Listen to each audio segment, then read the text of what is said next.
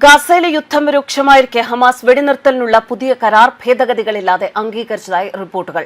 Hamas വൃത്തങ്ങളെ ഉദ്ധരിച്ച് വാർത്താ ഏജൻസിയായ AFP ആണ് ഇക്കാര്യം റിപ്പോർട്ട് ചെയ്തത്. ഇതോടെ കഴിഞ്ഞ 22 മാസത്തിലേറെ മേഖലയിൽ തുടരുന്ന യുദ്ധത്തിന് വിരാമമായേക്കും എന്നാണ് സൂചനകൾ. മധ്യസ്ഥ രാജ്യങ്ങളായ ഈജിപ്തും ഖത്തറും മുന്നോട്ട് വെച്ച പുതിയ നിർദ്ദേശം അംഗീകരിച്ചതായി ഹമാസ് തിങ്കളാഴ്ച അറിയിച്ചു. 60 ദിവസ വെടിനിർത്തലിലും ഹമാസ് തടവിലാക്കിയ 10 ഇസ്രായേലി ബന്ദികളെ 2 തവണയായി മോചിപ്പിക്കുന്നതിനുമുള്ള നിർദ്ദേശവുമാണിത് എന്ന് AFP റിപ്പോർട്ടിൽ വ്യക്തമാക്കുന്നുണ്ട്. തടവിലായിരിക്കെ മരിച്ച 18 ബന്ദികളുടെ ഭൗതിക അവശിഷ്ടങ്ങളും കൈമാറാൻ ഹമാസ് സമ്മതിച്ചതായാണ് സൂചനകൾ. ഈജിപ്തിന്റെയും ഖത്തറിന്റെയും മധ്യസ്ഥ ചർച്ചയിലാണ് ഹമാസ് സമ്മതം അറിയിച്ചത്.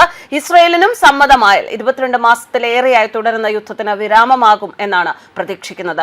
60 ദിവസത്തെ പ്രാരംഭ വെടിനിർത്തലാണ് ആദ്യഘട്ടം. തുടർന്ന് 2 ഘട്ടങ്ങളായി ബന്ദികളെ മോചിപ്പിക്കാനും മധ്യസ്ഥർ നിർദ്ദേശിച്ചിട്ടുണ്ട്.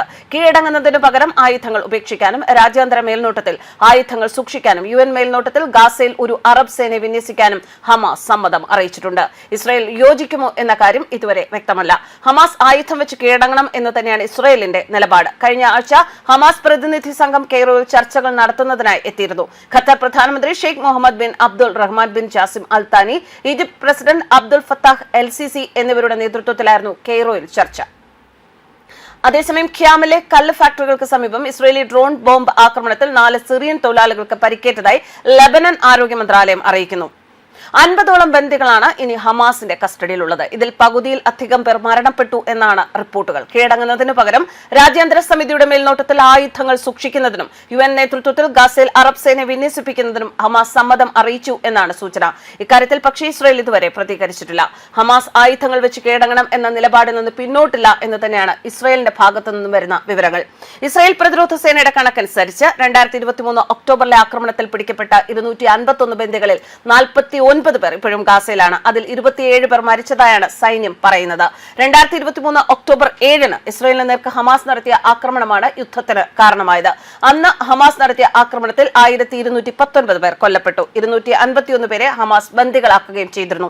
അതേസമയം ഗാസയിൽ ഇസ്രായേൽ നടത്തിയ ആക്രമണത്തിൽ 62,004-ലധികം പലസ്തീനികൾ കൊല്ലപ്പെട്ടു എന്നാണ് മറ്റൊരു കണക്ക് സൂചിപ്പിക്കുന്നത്. ഹമാസ് ആയുധങ്ങൾ ഉപയോഗിച്ച് കീഴടങ്ങണം എന്ന ഇസ്രായേൽ നിലപാടിന് ഹമാസ് പ്രതികരിച്ചിട്ടില്ല. കഴിഞ്ഞ ആഴ്ച ഹമാസ് പ്രതിനിധി സംഘം കെയ്റോയിൽ ചർച്ചകൾക്കായി എത്തിയിരുന്നു. ഗാസയിൽ നിന്ന് സൈന്യത്തെ പിൻവലിക്കുന്നതിനെക്കുറിച്ചും ദീർഘകാല വെടിനിർത്തലിനെക്കുറിച്ചുമുള്ള ഹമാസും ഇസ്രായേലും തമ്മിലുള്ള പരോക്ഷ ചർച്ചകൾക്ക് തുടക്കമിടാനും പുതിയ വെടിനിർത്തൽ കരാറിൽ വ്യവസ്ഥയുണ്ട്. അതുവരെ മേഖലയിൽ നിലവിലെ സാഹചര്യം തുടരും എന്ന് US രേഖാമൂലമുള്ള ഉറപ്പ് നൽകാനും കരാറിൽ വ്യവസ്ഥകളുണ്ട് എന്നാണ് സൂചന. ഈജിപ്ത്, ഖത്തർ, US എന്നിവയുടെ മധ്യസ്ഥതയിലുള്ള ഈ നീക്കം മേഖലയിൽ സമാധാനം പുനഃസ്ഥാപിക്കും എന്ന പ്രതീക്ഷയാണ് നൽകുന്നത്. ഗാസ സിറ്റി പിടിച്ചെടുക്കാനുള്ള ഇസ്രായേലിന്റെ പദ്ധതി വിദേശത്തും സ്വദേശത്തും ആശങ്ക ഉയർത്തിയിരുന്നു. യുദ്ധം അവസാനിപ്പിക്കാനും ഒക്ടോബർ 7 മുതൽ ഹമാസ് തടവിലാക്കിയ 50ഓളം ബന്ദികളെ മോചിപ്പിക്കാനും ആവശ്യപ്പെട്ട് ടെൽ അവീവിൽ ആയിരക്കണക്കിന് ഇസ്രായേലുകാർ തെരുവിലിറങ്ങി പ്രതിഷേധിച്ചിരുന്നു. News desk കർമാൻസ്.